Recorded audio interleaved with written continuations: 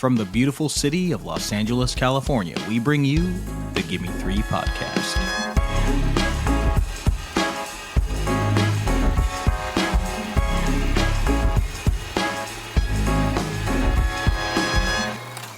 Hello and welcome, cinephiles, cinema lovers, movie appreciators, friends, and family to the Gimme 3 podcast, a series for cinephiles. This is the show where we pick 3 films based on one theme. I'm Nicholas Ibarra, and I am joined, as always, by my fabulous co-host, Bella F. Stratus. Bella, what the hell is going on today? Hello, everyone. Today is Happy Monday, everyone. I guess sorry. I just realized this is coming out on Tuesday, so we'll cut that. It's coming out on Tuesday. I mean, there's no need to cut it because this is like we're doing something very special. Most of the time we release our episodes on Monday, but this time we're releasing it on Tuesday for a very specific reason, and that is because this Tuesday, the 24th of September, it is the 20th anniversary of the United States release of the film Shaun of the Dead, which is the first installment in Edgar Wright and Simon Pegg's Cornetto Trilogy, a.k.a. the Three Flavors Cornetto. And we should mention that we are joined by a very special guest today, a very good friend of mine, a producer, a writer, and a beacon for the Los Angeles cinephile community, Mr. Daniel Ott. Daniel, thanks for being on the show with us today. Hello, thanks for having me. I don't have a cool intro. I had all this time to think of one, and I did nothing, so I'll just say hello. You should just fart into the microphone. Give the people what they want, I know. Yeah. Give the people what they want. Now, the reason we have Daniel on today is because, A, he's brilliant and has a super smooth voice, but also he is a big fan of this Cornetto trilogy. And it was actually his idea. So when we tell you listeners, hey, listeners, tell us what you think. What kind of episodes do you want to hear? If you give us a great suggestion, hell, we may have you on the freaking show. Daniel was like, you guys should really do a Cornetto trilogy episode because it's going to be the anniversary of Shaun of the Dead. And I said, God damn it, you're right. And God damn it, you're in. Just be persistent and be annoying and frustrated. And sometimes you get on a podcast. That's all you need. So Daniel, talk to us about what you love so much about these films. Oh man, I feel like these specifically, these were so formative to me. And Shaun specifically, just to start, was when I was a kid, I was a big physical media kid. There was a Zack Snyder's Dawn of the Dead had just come out, and I wasn't allowed to see it. I wasn't old enough. But when the DVD came out, I would ride up to the mall near my house because one of the FYEs there wouldn't card you if you bought rated R DVDs. So I was like, I'm going to go buy this DVD. I'm so excited. And it came with a double pack with Shaun of the Dead. Never heard of it. Nice. This is like 2005 maybe. And so I bought it because it was the same price. And I was like, oh, movies. And went home and watched Shaun of the Dead first. And I don't think I put in Dawn of the Dead for weeks. I just started watching Shaun of the Dead obsessively. And then it spiraled from there. So I was already like a big cinema kid. And I think this sort of shifted what could be done in my little brain of sort of blending kind of the broader comedy stuff that I liked, but also like getting into like the artier things that I was getting into as a teenager. I love that. And Bella, talk to us. Was this your first time seeing these films? What was your experience like as a newcomer to the trilogy? Yeah, this was my first time watching these. My first introduction to Edgar Wright's work was Baby Driver, which is funny because I know that's not everyone's favorite, but when that came out, I was in high school and I was like, holy shit, this movie's amazing. And so like going back and watching this trilogy, I was like, oh, wow, like this is like the creme de la crop of Edgar Wright's work. Like, thank God I went back and watched this. It was still really cool to see how like all of these films, like see all these films that led up to Baby Driver and just kind of seeing where all the inspiration came from. You know, we've got a crazy car chase in all 3 of these films, and Baby Driver is kind of just one long car chase. Yeah. Now I'm like wholeheartedly obsessed with the iconic duo that is Simon Pegg and Nick Frost. Oh my God, they are fantastic together. yeah, I had so much fun. I was trying to think if I had like a favorite out of the three, but it's almost too hard to choose, honestly. Yeah, it's one of the more unique trilogies, I think, in the last half century. Yeah. Because on the surface, it's not really a trilogy. If it doesn't share the same narrative. It does not have a single through line or plot. The characters are different in each film. However, these films do share a lot in their genre bending approach, or their love for genre, and inserting very human themes into genre films. Mm-hmm. And a lot of consistencies in the themes throughout the films. We have themes of individuality, themes of growing up, dangers of perpetual adolescence, and of course, all the films kick fucking ass. Oh yeah. But a lot of people may be asking, why do they call this the Cornetto trilogy? Besides these overarching themes and these very human elements inserted into genre films. Well, here's a little backstory. In the first film that we're going to discuss, Shaun of the Dead, Shaun and Ed use Cornetto ice cream as a hangover cure in the movie. And this was a legitimate hangover cure that Edgar Wright would use for himself.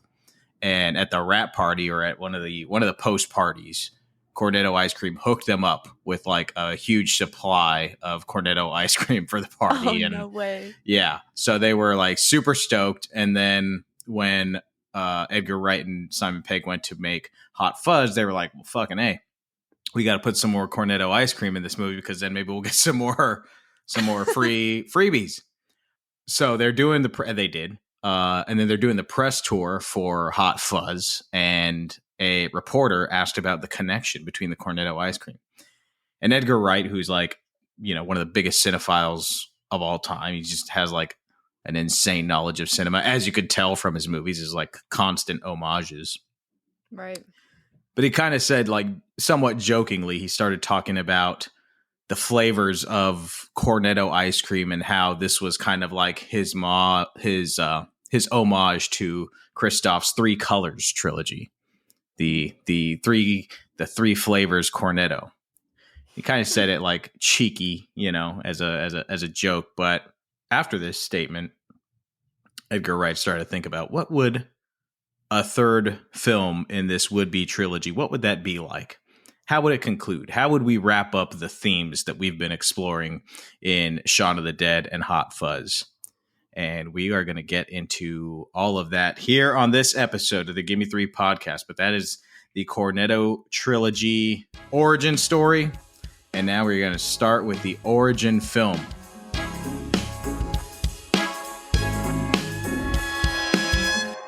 Yes, I'm going to kick things off today with the first film in Edgar Wright and Simon Pegg's Three Flavors Cornetto trilogy, the iconic 2004 romantic comedy with zombies, Shaun of the Dead.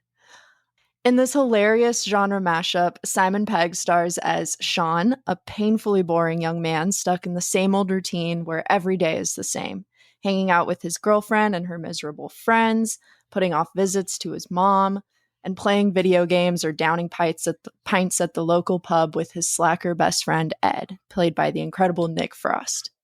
But when the dead suddenly start coming back to life and snacking on the living, the real question becomes, will Shaun step up and fight, or just keep coasting as the world crumbles around him?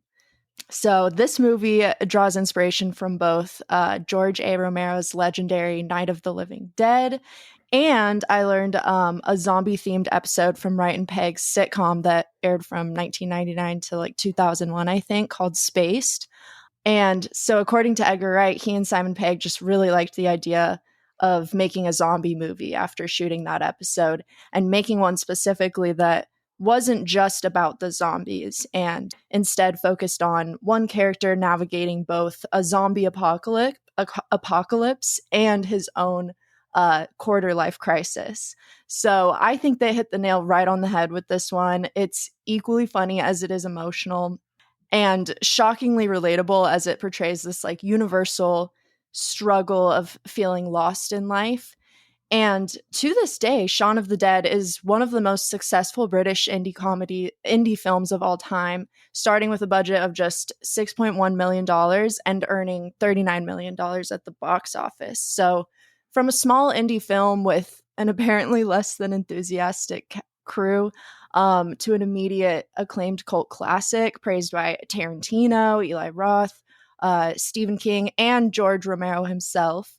And 20 years later, this film remains a staple of cinema, with fans flocking to the theaters for its re-release, as we talked about, because it's more than just a horror comedy set in the midst of like a zombie apocalypse. It's a tale of love and friendship, a coming-of-age classic, and even quite the commentary on existentialism. So without further ado, Daniel and Nick, what were your thoughts on Shaun of the Dead? Yeah, well, where do you begin?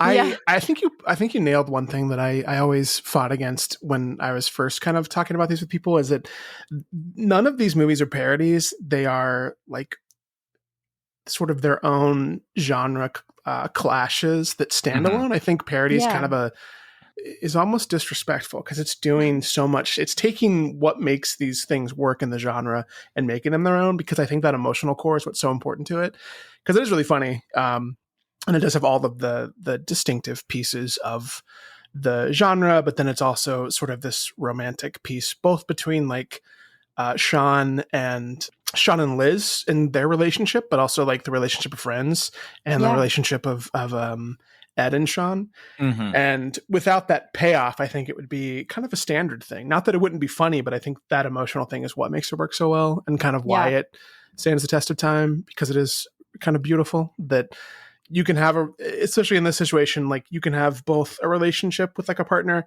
but also like don't give up the relationship you've built with your best friends. I think is kind of a cool thing. I think that kind of is a through line between them all, of like friendship is as important as the partners in your life.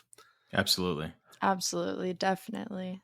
Yeah, it is at the heart of it, about an immature adult who's coming of age, as Bella mentioned, and this cat like wants to be mature. He just doesn't quite know how to be mature, and sometimes you need to be thrown into certain situations to force the hand, whether that be a zombie apocalypse or, in my opinion, what is kind of a more integral part of his maturity is the death of a parent, which spoiler alert, sorry. But, it's 20 years old. Yeah.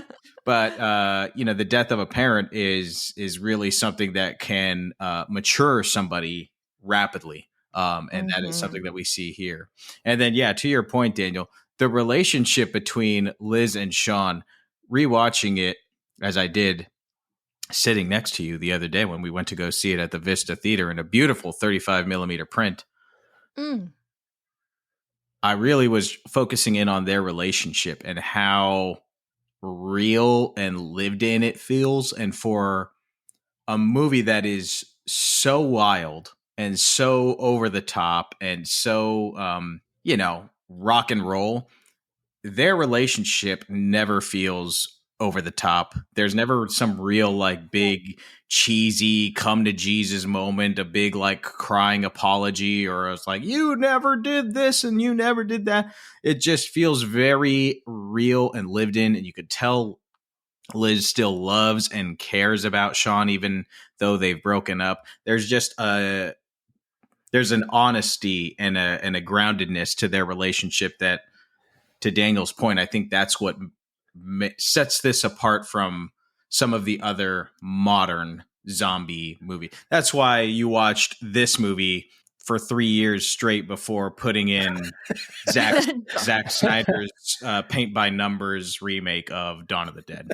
Well, I think there's so much the way that Wright and Pegg write this continues to the trilogy is a sort of setup and payoff thing, where every time you watch it, it feels kind of new because you realize, oh, this was set up with this and this did this.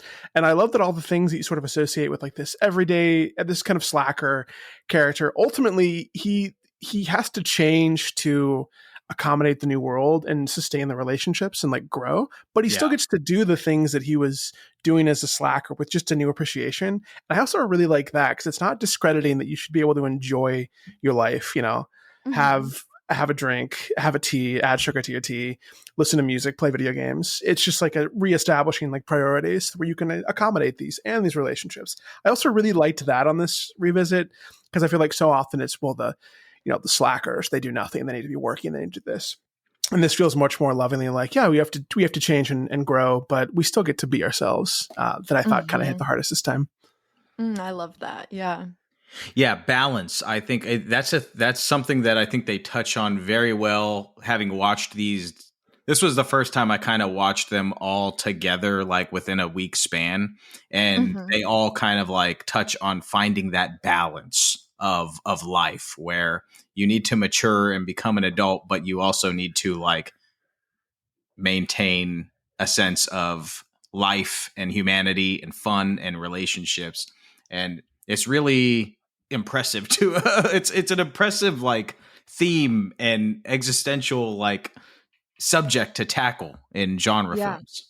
It's also I mean, this sort of applies to everything, but there's this great video essay from years ago by Tony Zhao about visual comedy specifically. And this being, I know he had like a feature before this, Wright did, and then Spaced, but this sort of establishing his visual style the way he does as a storytelling thing is kind of insane.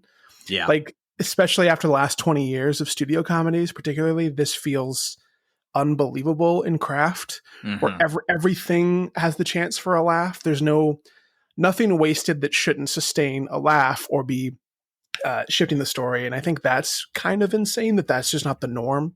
If people were sort of sapping things from directors, I think it is for me at least, growing up with this, but I imagine that a lot of like the up and coming directors, it has to be kind of a fundamental thing of like, oh, you can do so much in just visuals beyond the spoken jokes that I think this kind of absolutely nails. Yeah.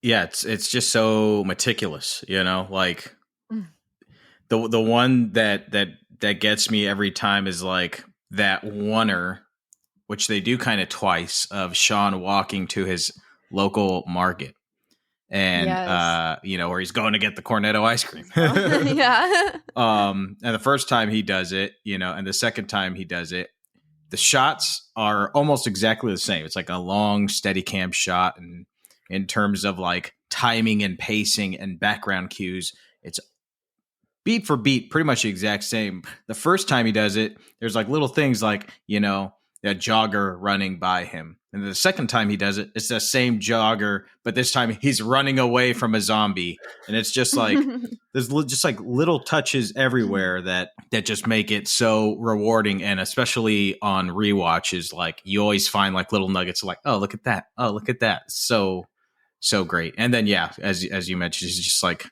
his use of inserts, his use of setting stuff up, the visual storytelling, which is just something that he's so good at and gets even sharper at later in his career. Yeah. Yeah, I loved the craft of this and like even just down to like, well, for one, I was reading that I guess the DOP was like, nah, let's take this shot out. And Wright was like, are you kidding me? It's so awesome. And he had to like really fight to keep those two kind of identical shots in, which I thought was interesting. Because that's obviously one of the most like memorable shots in the film for so many people. Yeah. I love the like kind of 3-part thing that he has going on here. I don't know exactly what term to use for it, but I thought of it when you're saying like full circle stuff where like you've got red on you. Like right. The first 2 times he hears that, it's kind of just like a passing thing. You don't pay that much attention to it. You're like, oh, that's odd. But the third time it's like right after they've killed their first zombie and they're covered in blood. And then it like is an immediate joke after that. And so I was trying to think of like other ones, but that was the one that stood out the most to me that I thought was really cool, that there were probably so many more throughout the script as well. It does. The script reads so good too. I don't know if that's your cup of tea, but not only does it work so well on screen, but the actual screenplay feels crazy. Like it should be it should be taught in the film school circuit, I think. I was So just about to cool. ask you if you had read the screenplay, Daniels. So I need to check that out. I think now after watching these three, I'd like to visit these on the page because Yeah, absolutely. do they do a lot of that setup stuff? Like, is that like indicated on the page, or is that something that you think they were working out in the shot list? No, I think a lot. I mean, like from the shooting script, I'm sure stuff could have changed, but it does feel like they wrote for them to direct, like for Wright to direct it. It doesn't feel like kind of the no rules of, well, don't do this. That's for the director. Like this feels like someone who was like, I'm making this. This is for no one else. Right. In a way that I think makes it cohesive. Yeah. That makes a lot of sense. And like, you know, everything is so meticulous that I was reading that like there's no room for improv. Because every shot is already planned out especially with like whip pans and stuff like that, which almost just in a way does make me appreciate it even more because it's so damn funny. And a lot of the time I think some of the funniest stuff does come from improv, and the fact that this isn't is honestly really impressive to me.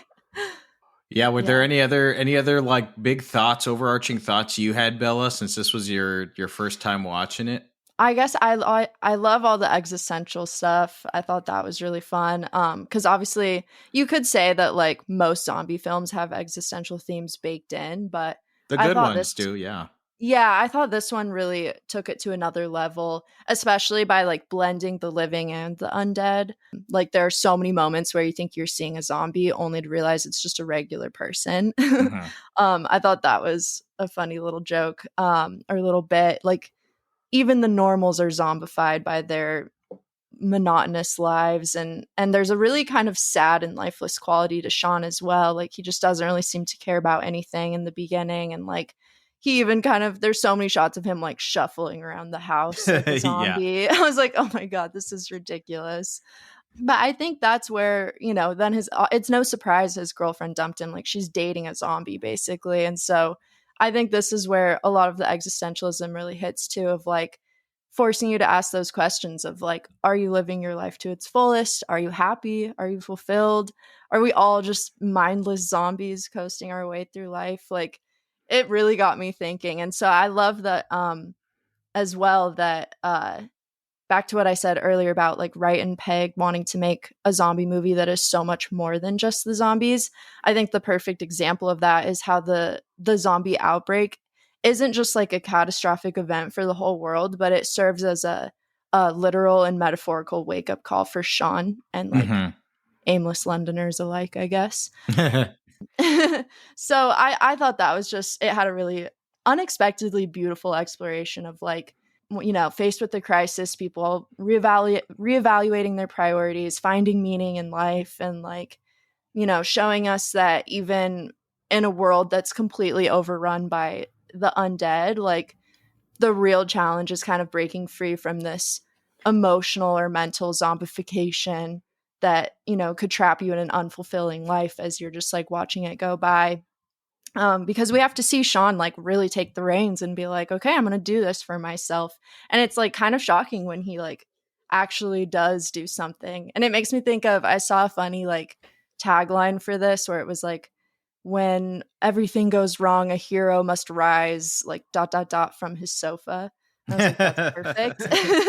It's a great tagline. Yeah, I was like, that's literally perfect for this film. But so yeah, I loved that aspect of it. I also was kind of expecting something more like just stupid slapstick, something more like Zombieland. So I was really, which I think is fun as well, but I just loved how this film like kind of completely flips the typical zombie formula. Like, you know, usually with this specific genre, you know the formula inside and out. There's a wild outbreak moment. People betray each other. There's no escape. There's no resolution.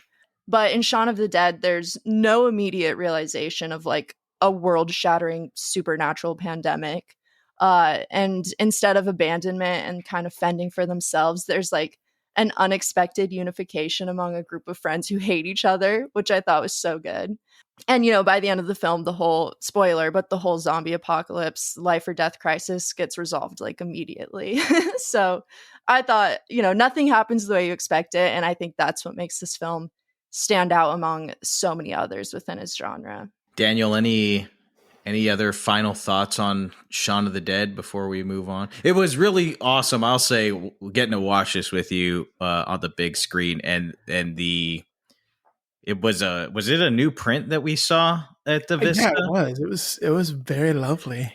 Very lovely, very beautiful. It was cool too. Like, I've seen this so many times, and I saw the Dolby release a few weeks ago, and then the Vista's release, and the sound design's like the last thing I think I'd speak to that it really makes or break. And there's so many jokes hidden in that, and especially with the Vista, really pumps that volume up, and all the little jump scares that are fake outs land when the theater rumbles with you in a way that I thought was cool. And just it was cool to have like a game audience of people who probably 30% hadn't seen it and they were digging it, and the people that had were also digging it. It was a very cool. It's that thing that I think you search for, and it's like the spoils of Los Angeles is you get stuff like this kind of on the weekly, and it's really lovely to get to see it with things you love. Absolutely. Yeah, I hadn't seen it in a very long time. It'd probably been like maybe a decade since I had seen this, and I don't think I had never seen it on the big screen until we saw it last week at the Vista. So rewatching it was kind of like a fresh watch for me, and every one of those sound cue, dude. I don't know if you noticed, but I jump scared a few times. It's perfect. That means it worked. Yeah, totally. I was really surprised how good the jump scares were. Like they got me every time. Yeah, they're the best kind too, because you're mad at yourself for jumping at them. My ears like, God damn it. Yes. So dumb. Come on, I'm better than this. Right. The only other thing I can think of is I love that this gets to be both a popcorn flick and something if you want to dive into as being like a little bit deeper than it feels at the surface level. It can be both. So like every type of crowd it works for. It'd be a great little, I don't know about an intro, because it does have there's a few moments of violence that I'm always like, whoa, that's pretty graphic. But I feel like it'd be a good in the starter pack of like, hey, here's the world you're going to get into. And then you come back to it a year or two later after you've dived in and get to see kind of everything it's pulled from. Be a fun visit. Yeah, because we do have some popcorn movie listeners who listen to the show. So if you hear us talking about all these existential thoughts, you're just like, Jesus Christ, that sounds fucking lame. Relax. Don't worry, my friend. Don't ignore that, and just it's got something for everyone. It's got something for everyone. It's full of laughs. It's full of thrills and chills, and it's just a goddamn good. It's just a goddamn good time. Bella, any final thoughts for you before we move on from the 20-year-old freaking Shaun of the Dead? Jesus Christ! Oh man, crazy. Sometimes Ed's utter lack of survival skills almost sent me over the edge watching this. I could hardly handle it. I was like, oh man, this is really grinding my gears. But other than that, great time. Highly recommend. There's always like a different joke every time I come back that catches me off guard. And this one was when they're trying to figure out their zombie impressions. And Ed stops and says like, I'll do it on the night. Just like that was the one that got me this time. Right. Oh, it's so good. Shaun of the Dead, it may still be playing in a theater near you. I know they did a Dolby re-release, and I see it still popping up in some theaters here and there. I think it's done with its run in Los Angeles, but if you're living in a city or a bigger town, it might be in a theater near you. If not, it is streaming on Peacock. Why did they call it Peacock? Who thought that was a good idea? Anyways.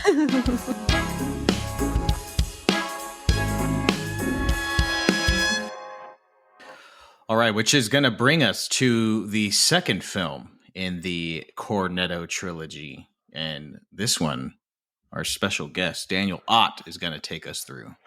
Hello. I want to start this one by saying I saved this for this bit, but Hot Fuzz is my favorite movie, full stop, all time. Wowie zowie. Wow. The movie. I'll get into it more after I explain what it is, but just to set up the hype and unreasonable expectations. Hot Fuzz kind of takes the genre of buddy cop and spins it on its head in a similar way to the way that Shaun of the Dead took horror and romantic comedies. And blends it in a horror kind of Wicker Man world of kind of grisly crimes that are happening in this seemingly perfect space. But it follows Nicholas Angel, played by Simon Pegg, as he is assigned to the village of Sanford, where he meets the police officers in that village, one of which is, of course, Nick Frost, who plays Danny Butterman. And as the sort of perfect village that's vying for Village of the Year, and all of its little intricacies that make it special kind of start to come undone, because there's always these wild, as they call them, accidents that are really nasty deaths of people. And it spirals into a conspiracy theory of make Sanford great again type of jargon, and the violence and craziness that follows. Perfect introduction. Yeah. Bella, we'll start with you, because this was again you're coming to it with fresh eyes here. Yeah. Oh my God. I loved Hot Fuzz. Honestly, like, it'd be crazy if you were like, I hated this. I hated it. No, I loved this one.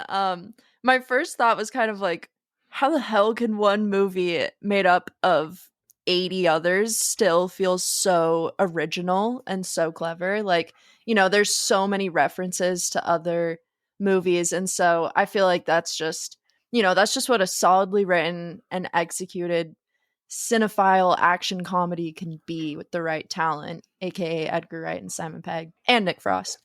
But yeah, just to weave together this many like iconic movie or TV references in one film and still invent a really creative mystery with shockingly humanized characters, even though they're also like deeply exaggerated. They might as well be caricatures. You know, like the frighteningly efficient, razor sharp cop who lives solely for the job, the utterly useless son of the police chief, the constant get out of jail free card. But together they made they're such a remarkably charming duo. And their friendship, or, you know, them being soulmates, whatever it is, like their undeniable bond is the heart of the film for me. And that's why I loved it so much.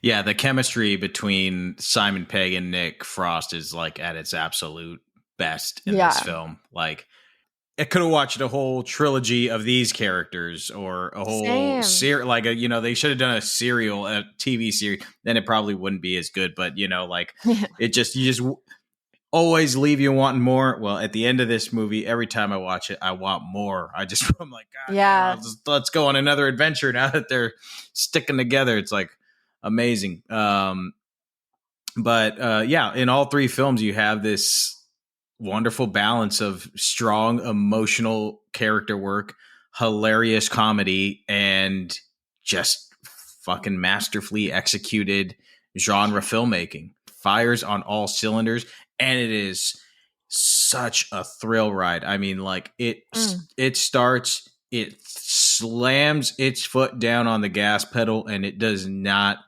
let up for a moment until the credits roll.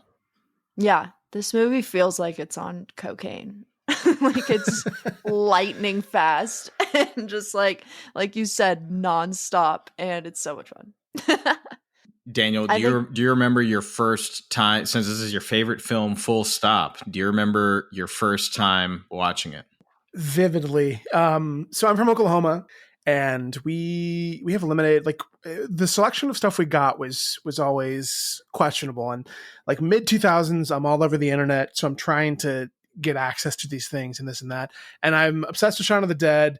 I, at this point, have discovered Spaced, because Spaced has been put on DVD in the States right before Hot Fuzz, I believe. So I've got Spaced on the brain, and I'm just like salivating for this release and trying to get people to go with me, which is kind of a hard sell. It has a great trailer. I don't know if you've ever seen the trailer, but it's a great trailer. I do remember the trailer. Yep. And so it's like 2 towns away at one theater in the area, and we take a little group of people to see it. And it's in the thing of, I could drive at this point. So I went by myself, met my friends, saw it, said bye to my friends, saw it again. And sort of just like, my taste has evolved and changed over time, but when I went to film school, and I was really expecting, all of this zaniness, and, the occasional people have like a really niche thing, but I had to stay tried and true. I was people when they were like, your favorite movie? I was like, it's Hot Fuzz. Like, I love a lot of things. This thing maybe changed my life. And it's I think maybe selfishly, I love nothing more than seeing it with people who have never seen it. Yeah. Because I've yet to have a fail, even if it's not your favorite. I don't expect anyone to think that the same way, but it just feels like a universal, at least in my world. Maybe I'm hyping people up and they get scared to say anything, but the joy of like them witnessing what's unfolding is like my everything. Absolutely. Yeah. I would love to sit in a movie. I mean, I saw this at the Bev. I don't know, maybe was it like 2 or 3 years ago, and sold out theater, and it just was like, it's just the electricity in that joint, the laughter and the fucking hearts. You could feel the hearts beating, like at a certain click, and it just shakes the whole foundation of the joint. And it's just like, God damn, this is why we go to the movies, to feel this whatever this is in the energy, this palpable thing. This is why we do it. I wonder if we were at the same. I have a rule that if it plays, especially on film in LA, I have to go. Yeah. And I wonder if we were at the same screening, because I know it played 2 nights at the Bev the week before or the weekend before lockdown pandemic. Right. And I went to the first screening, which I think was like pretty almost sold out. It may have been the same. And the second night I went again, and it was like 40% full. Like, it had been sold out, but it was like 40% full. And that was sort of the moment where I was like, something's weird in the world. And then that was the last movie I saw before the pandemic, which was kind of cool. Wow. I bet you we were I bet you we were at the same one, because it was so sick. That is so crazy. Yeah. So I was like, well, if this is the end for me, at least I went out going out on a high note. Fucking on your favorite. Or like the panic of will theaters reopen? I was like, wow, will my last movie in a movie theater have been my favorite? Like, that seems very sad and beautiful. Yeah. So beautiful. Actually. How about fucking Olivia Colman as the naughty, cheeky cop with the quips, huh? Actually, the best. I love her so much. She's one of my favorite of all time. Is there it's anything so funny to she picture can't her do? as if she were if this were made now? I feel like she would still take that part. Totally. Oh, for sure. Yeah. She would just make it. She makes it work. Like, I don't know if anyone else could have done what she did. It's pristine. Yeah. Jim Broadbent, I think, is phenomenal. Yes. I think the standout, which is probably universal, is Timothy Dalton, though. I don't think there's better line delivery than most of his quips. Absolutely. Yeah. It's just everything he says is just like pitch perfect delivery. Do you have, Daniel? I mean, now we're getting into the real hard shit here. Do you have a favorite moment or sequence? Well, in this Hot Fuzz? I'll be a little egotistical. So the thing that I ride or die with on this is that my birthday is February 22nd, and there's a bit in this about when's your birthday, February 22nd of February, what year every year. So I watch it every year on my birthday and invite people on occasion. But we got Edgar Wright for when I was working with the Secret Movie Club. We got Edgar Wright. He was going to do an intro and then couldn't make it, so we did a video intro, and we screened it on February 22nd at the Vista. This was like 2019, I think, and had his little intro, and then tried to time it so that sequence happened before the clock struck midnight so it'd still be on the 22nd. Wow. So obviously I like that egotistically. I don't know. I think every time I shift, I think it's just the funniest. Like, this is a perfect script. Yeah. It's insane. I don't think there's a wasted joke. There's not a thing I would change or shift around, even given that this will be 20 years old in 3 years. It feels so substantial. I'm trying to think of. I went to the Midnight at the Vista a few months ago, and I'm trying to think of if there was one moment that stood out. Again, the volume was a big thing where it was just so loud that kind of shifted some of the stuff. Right. I feel like that's the boring answer. I'm trying to think of what it could have been. What about, do you remember your first experience with this, Nick? I saw it when it came out in theaters, and kind of like you, when did this come out? 2007? Yeah.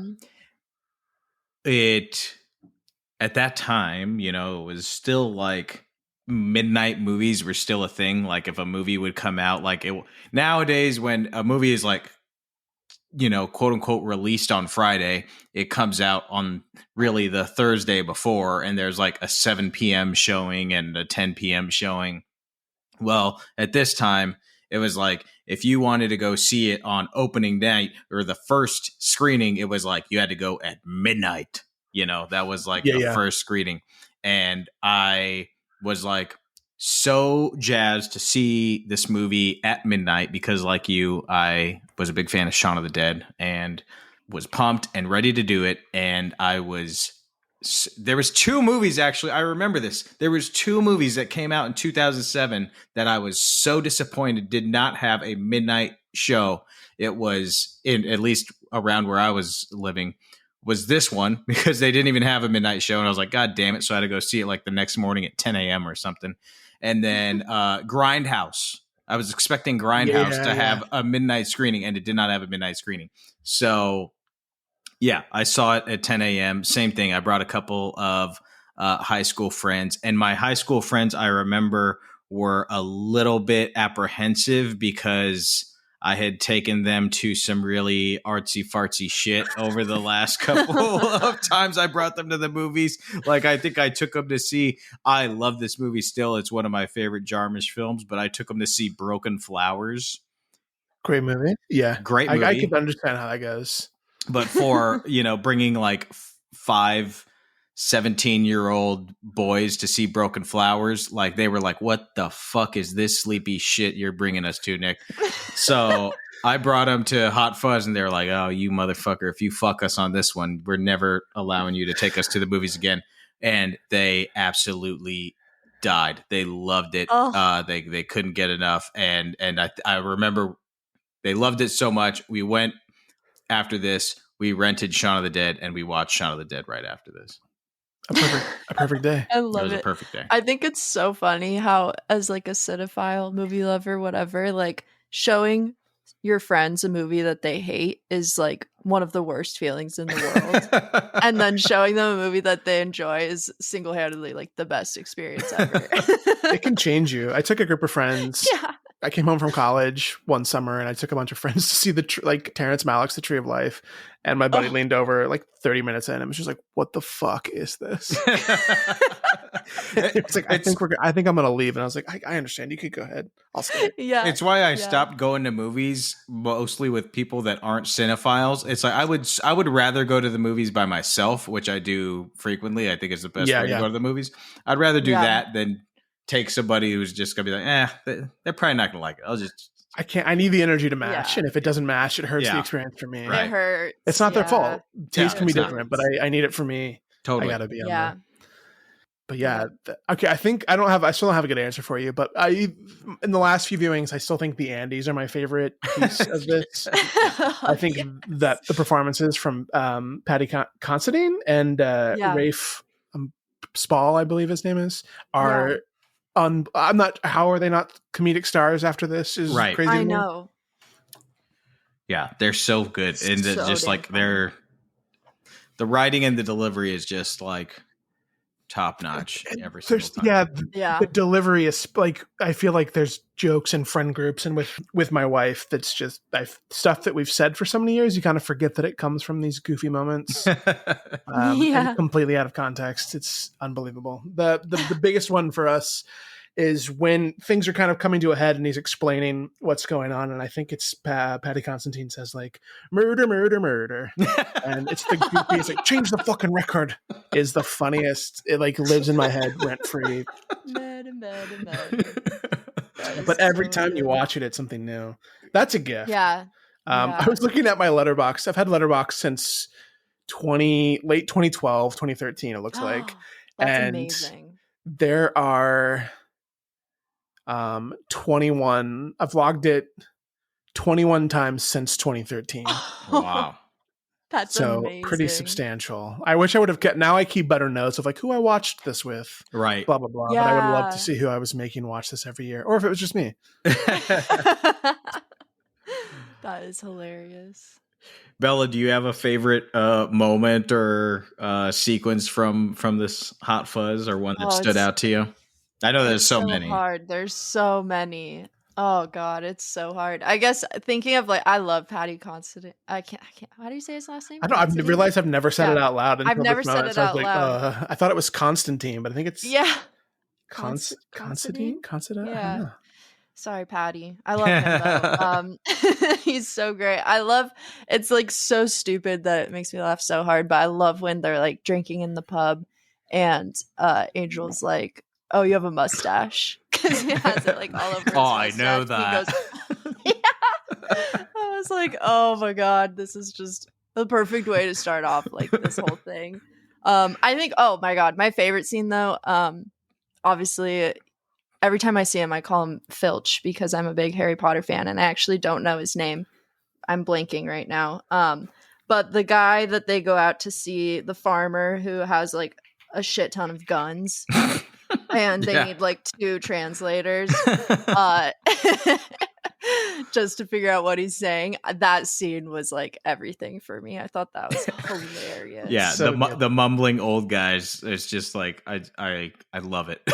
I love it. Yeah, like you're just like I don't know. Oh, also I loved the Kate Blanchett like very subtle cameo from her as Janine in the beginning. Yeah, I would love to know I don't think I've looked into the story of how that came to be. Like if it was yeah. I know that there was a version of the script early on that had kind of like Shaun of the Dead, a romantic subplot with, I'm assuming it would have been her character. Yeah. That he was like trying to win back, but then they realized the chemistry of Nick Frost and Simon Pegg was so good that they were like, that's the romance. Yeah. Like, why would you get in the way? Like, it actually makes it a worse movie if we don't just have that be the romance. Right. Yep. So I think it's Good also call. Yeah, it's a romance movie too. I think you can put this on a date and it'll go really well. I think this was my favorite of Nick Frost's performance in all 3. It's so just good. So funny. I don't have anything. I feel like I don't have anything like fun or exciting. Like it's just good. Everything's good. I know. I'm like, I wish I could think of like specifics, but I think it's just because, like you said, every single second has a little joke in it. Every second has a joke in it. He's got so many funny lines and quips, but there's the earnestness of his performance. Like there's so much heart that the character has, and like the yearning for friendship and connection that kind of goes unspoken, because of, spoiler alert, like they don't show this in the movie, but the character has like lost his mother. So there's that yearning for, some sort of like connection and a new sense of love and companionship that is there underlying throughout his performance. So in addition to the hilarious line deliveries and all of his like quippy, kind of oh shucks guys, character, there is a human there that is really easy to connect to. Yes, absolutely.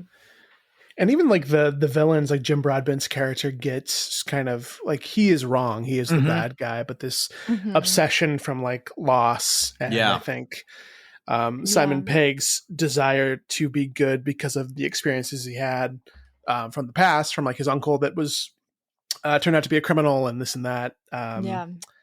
I think there's it's kind of the same as with Shaun. Like there's a lot of layers if you want them to be there, but it also plays just as a straight comedy if you want it that way. Absolutely. Yeah. And I love that it also builds so much of its references around stuff that they acknowledge in the movie, so that it doesn't feel like an inside baseball joke. It shows you the stuff that you're going to get to witness later. Yeah. Like, oh, exactly. I love that. Have you ever jumped through the air while firing a gun? And then you get to see where he's seen that from. Or all this obsession with Point Break that becomes an emotional payoff because his entire emotional like character is built around his love of movies, and so it gets to pay off for him in his character. I think is really a cool way to handle a thing that's just reference after reference, where it doesn't feel just like wink, wink, wink. It feels like, oh, it's tied to an emotional thing that I think is such a cool way to pull it off. 100%. 100%. Masterful work. I say it's crazy. It's a damn good movie to have as your favorite of all time. Daniel. Yeah, I'm looking forward to whoever wants to try to take the top title, but so far I just keep coming back. Yeah, I love that. Well, my friends, Hot Fuzz also available on Peacock, and I'm sure in 3 years' time, when it is the 20th anniversary of this, hopefully it'll be making a little. I'll see you at the screenings. We'll see you at the screenings. Daniel will be there. I'll be there. Bella will be there. Come if you're trying to murder me, I'll be easy to find. Well, my friends, we are going to take a quick break, and during that break, you are going to hear from producer of the Gimme 3 podcast, LADFF Film Festival director, and a wonderful producer in her own right, Sonia Maru, for a segment that we call Sonia's Movie Minute.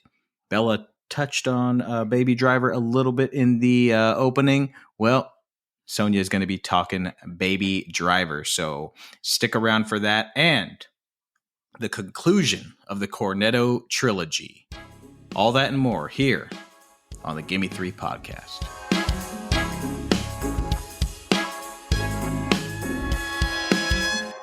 Hello, I'm Sonia, and this is my Movie Minute.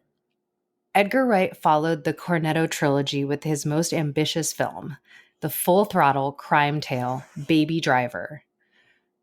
The opening sequence of Baby Driver is so good that sometimes I put it on just to watch the first 15 minutes. The combination of John Spencer's blues explosion song Bell Bottoms, Ansel Elgort's baby face, and the impeccable execution of a very complicated car chase is breathtaking every time. And the cherry on top, he's driving a red Subaru. If you don't know, I'm a huge Subaru fan. And one of my biggest pet peeves is badly done product placement. When it's well done, the brands feel like they're part of the fabric of the world. I think Minority Report is a good example. When it's done badly, it makes you feel a bit of shame and kind of gross. Jurassic World comes to mind. Baby Driver's use of products is really well done. They're shown in a very, very upfront and blatant way. Baby is constantly listening to an iPod, and he drives at least 5 different brands of cars.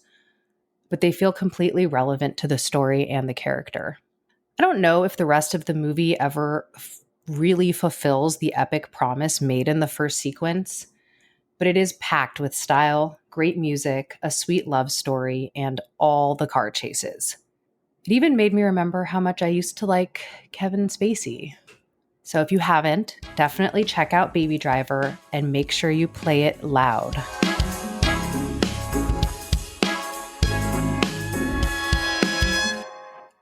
All right, welcome back to the Gimme 3 podcast, everybody. A series for cinephiles. It is today. It's September 24th.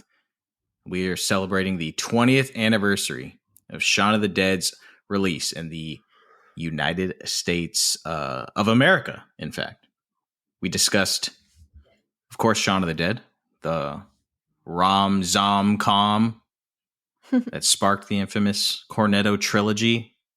And today's episode, we've been talking with Cornetto master Daniel Ott. He's been helping us dive into the 3 films. Shaun of the Dead, we explored the hilarious and meticulous Hot Fuzz, which Daniel Ott dropped that is his favorite movie of all time.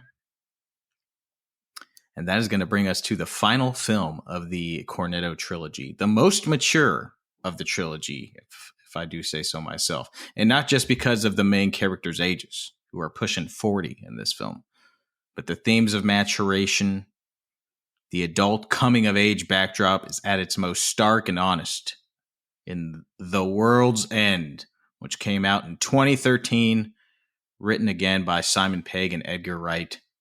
I will also give a little precursor before I get into the description. The first time I saw this movie, I did not like it. I was not a fan of it. And I just I was like, didn't touch it again, didn't revisit it until preparation for this episode. And perhaps it's because I'm older, or perhaps I just like am a little bit more, I don't know, together with it, understood it a little bit better. This movie hit me real fucking hard. So here we go. The film opens with a patented Edgar Wright montage where Gary King narrates a bit of background for us. Gary King is played by Simon Pegg, of course. He tells us a story of him and his four mates, Andy, Steven, Oliver, Peter, when they were much younger, just out of school. And they're going on this epic pub crawl called the Golden Mile. 12 pubs, one small town, Newton Haven. And on this epic pub crawl, these dudes don't make it the full 12 pubs. They can't. They get too obliterated. And they end up staring at the sunrise on a hill. And Gary, in this moment, this young Gary, has this moment where he's looking at the sunrise, full of hope. He comes to this realization that perhaps life will never be this good. And for him, it never was. We cut nearly 20 years later, as Gary really has not grown up. He's still a mess. He's still a recluse. And it's clear he's had some legitimate issues with alcoholism. But one thing's been bugging him his entire life, not finishing that golden mile. So he rallies the gang back together for one more go at it. His friends, on the other hand, they have changed. They have grown up. And that creates kind of, this all too real dynamic. But something else has changed too. They revisit their small town of Newton Haven, and that's changed a little bit also. You see the same people, but they seem a little bit more robotic, a little stiff. And of course, they realize that the town has been completely overrun by this swarm of what they call blanks, this network of blanks, shells of humans that go about life in this mundane way with one mission, and that's to turn more humans into blanks and become a part of the network. The World's End. Daniel, I'm going to start with you. What were your thoughts on The World's End? This, again, a boring take, but something that I really liked when I saw it. Obviously, a lot of hype around it as a concept, being a massive fan of Shaun of the Dead and The World's End. But in revisiting it lately, I've had a really interesting appraisal of it, because the older I get, I think I like it more, but in a way that I think it's my least favorite of the three, which is not entirely fair as a ranking, because I still think it's very good. But specifically, I think it's doing something different. It's very dense in its subject matter. And the older I get, the more it feels slightly like horror in the realm of, I know some of these people now. Yeah. In a space that makes me uncomfortable. Yeah. Which I think is very cool, because now that I think this movie's going to age like wine, because it sort of is something that I think you need to be a little bit older to kind of fully wrap your head around.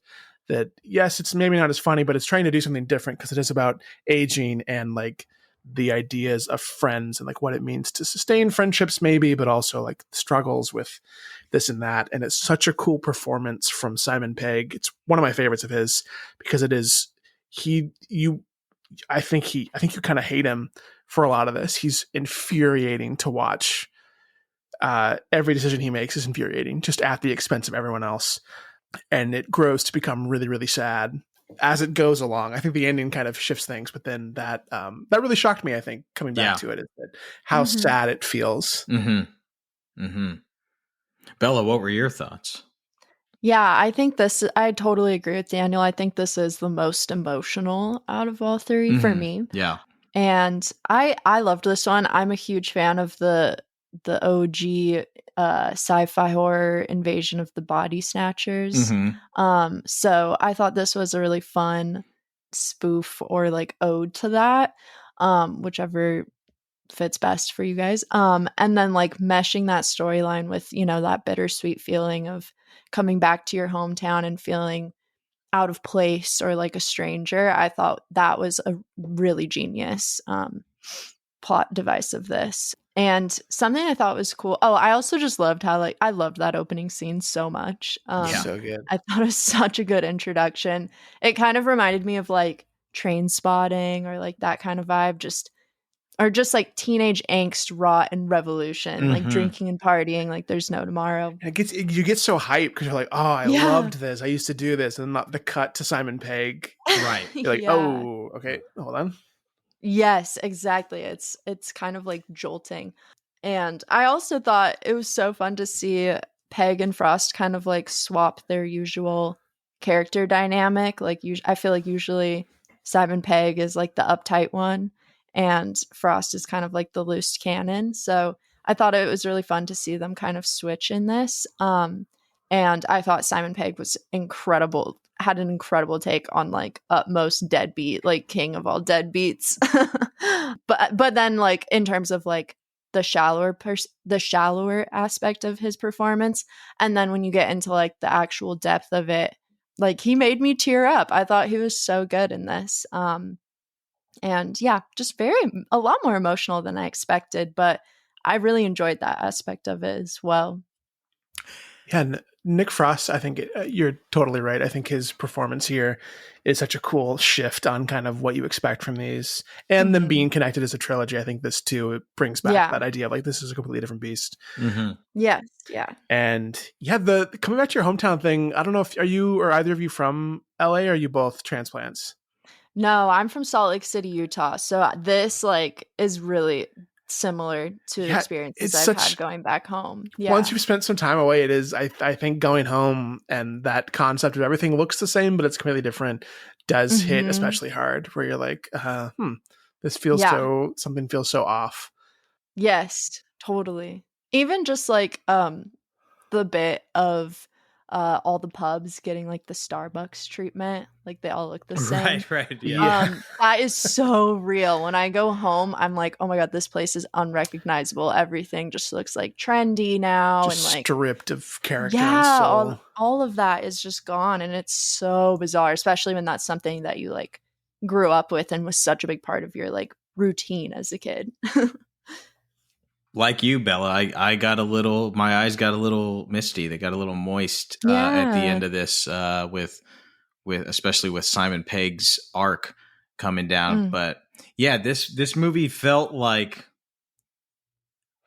again, I saw it when it came out, and I just don't think I got it. Maybe I was too young and stupid, and I might have been drunk when I went to go see this. Truth be told, and even though it is a movie about a pub crawl, I think this is probably the one movie of the trilogy that I would suggest not being drunk for watching. Yeah. Just because it is, again, like there are a lot of laughs, there's a lot of action, there's a lot of like popcorniness to the whole thing. However, there is a density to it and a deftness to it, and a lot of emotional weight that I think hits a little bit harder if you've got all the synapses of your brain working well.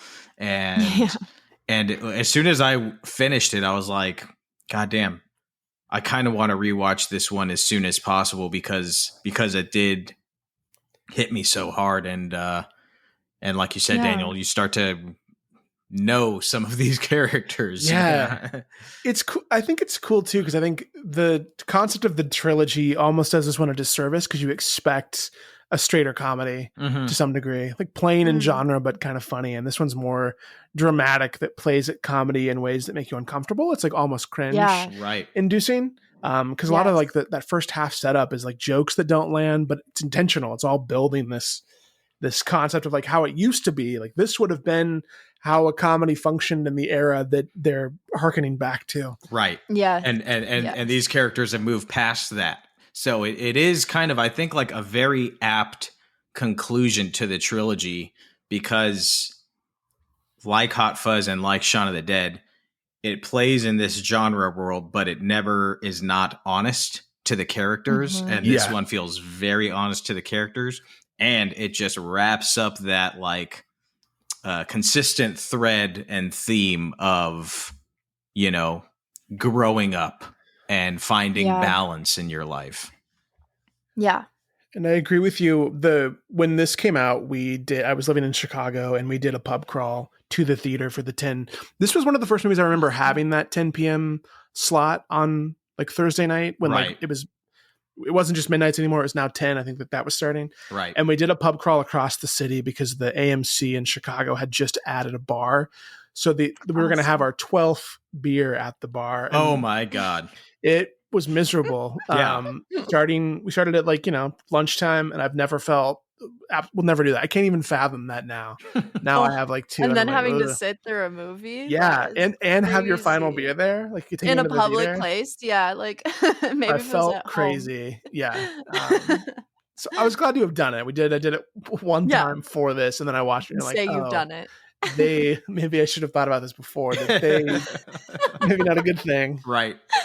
That is so funny. I love that. When we were watching this last night, Sonia was like, would you do a 12 beer pub crawl? And I was like, are you fucking crazy? Absolutely not. And she was like, I'd do it. Let's do it. I was like, oh, yeah. I can't tell if the drinking would be harder or just going from bar to bar, having to move. It's just the stamina. I just don't know if I have the stamina. That's crazy.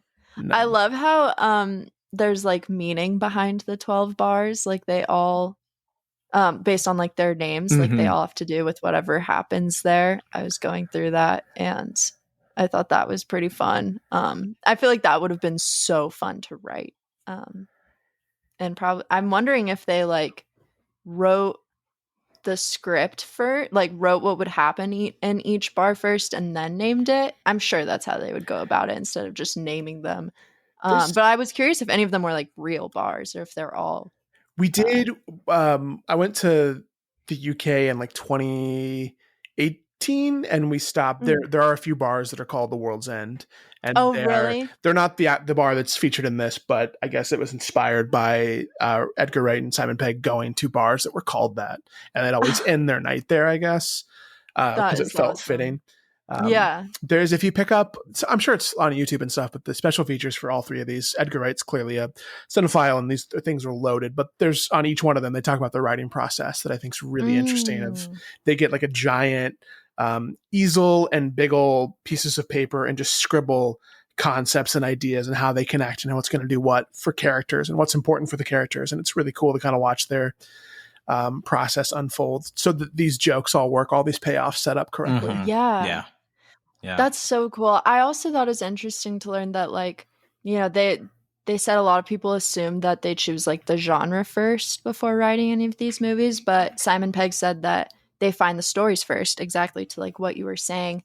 And I thought he had a really great quote for this one. He said, the notion of alienation from your hometown taken to its literal conclusion was how he got to science fiction, which just makes perfect sense. And I thought that would just be such a fun way. Like I just imagine the development of all these different movies has just been such a blast for all of them. Yeah, this one was the biggest budget of the three, $20 million budget. Yeah. Still made $46 million at the box office. Wow. So it did a pretty damn good job. Even though I think universally it's probably the one many consider to be their least favorite, you know, just because the first two are such high octane thrill rides. And also I think this one's probably the least revisited. But now having revisited it, I'm going to try and come back to it more often because I hope when it's time for its 20 year, I hope it gets a proper reappraisal of what it specifically, why it stands out. Would be really cool. Yeah. I think it will. I think this could be a movie that is appreciated more later in life. Yeah. Yeah. And I did really thank you, Daniel, for, you know, having us do this episode because I probably would not have revisited this had you not suggested this episode. And this was it was an endearing revisit. I definitely enjoyed it.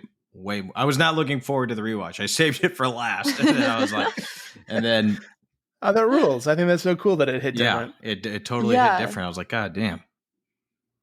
Really. I'm so excited because I finally got a reason to sit down and watch all three of these for the first time, which has been just the best. That's all I look for stuff. That fills me with. But hopefully I'll get to do it in a theater again sometime. I'll do another February 22nd screening. Yes, as it deserves. Absolutely. Yes, absolutely. Any final thoughts on The World's End or The the Cornetto trilogy as a whole. Absolutely. I want to shout out the #1 Letterboxd review for this movie. It's from #1 Gizmo fan. And it says, does Edgar Wright know that he created the gayest trilogy of all time? And I think that's just really beautiful. It's so gay. That's accurate. Amazing. That's another way you can just say, like, it's just really amazing how all three of these movies really do have something for everyone. Like, you can say that about a lot of movies, but it's genuinely true for all three of these, which I think is a testament to just how great Simon Pegg and Edgar Wright's partnership is. Plus Nick Frost, of course.